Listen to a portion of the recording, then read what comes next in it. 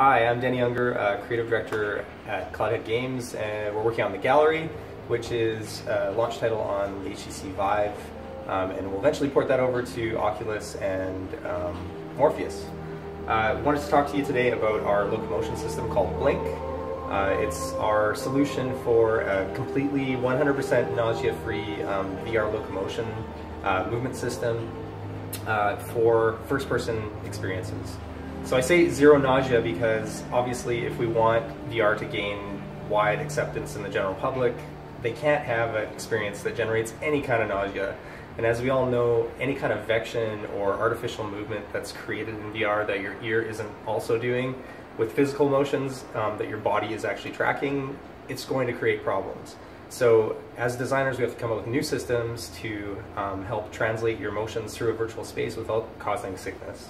So Blink is our solution to that, and essentially it breaks down into three primary systems. There's the cinematic blink mode, which is simply, it's a lot like blinking, funny enough. So you look where you want to go, you push one button, and then you are basically transported to that new location. The second system is precision blink, and what that allows you to do is basically project your destination point. It's a visual representation of where you're going to be in 3D space, and it actually shows your current orientation. So if you're facing in one direction, you're looking in one direction, when you project that, you'll see kind of where you're going to be and where you're going to be facing. And then the third system is volume blink, which is essentially taking those other two systems and adding another layer of complexity on it so you can actually position your exact volume, the amount of room that you have to move around in, deeper into 3D space. You can position it, rotate it, and get a very precise kind of alignment on where you're going to position your volume.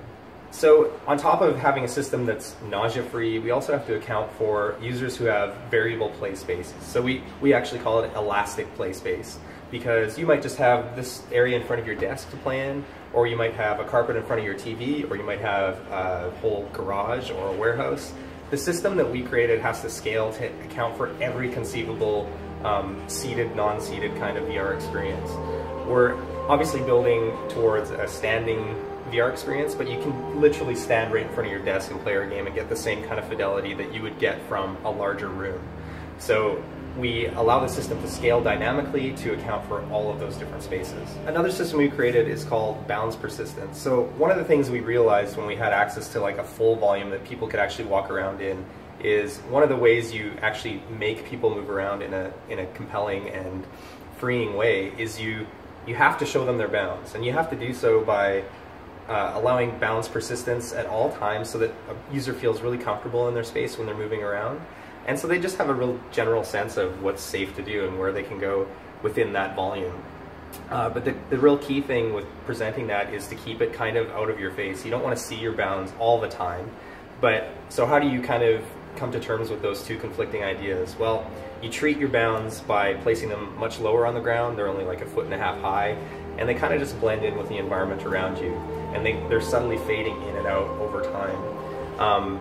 We've also got a proximity bound system so that as you approach any edge of your boundary, it'll grow in intensity, which helps you with your bounds awareness again.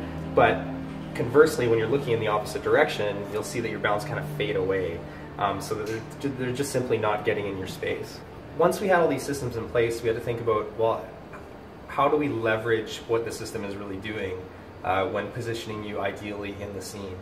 So level design was really kind of built around this system in an interesting way to make every area that you visit special and interesting. We used something called blink hotspots, where if we have kind of a known commodity that we want the user to visit, and they blink there, we'll kind of place them in the idealized position. That doesn't mean that that's exactly where they have to go, but we as designers, it kind of gives us that freedom to position them in an ideal, fun location. So one of the consequences of having this really robust system where a user could potentially walk through geometry is you have to come up with logical solutions to those problems.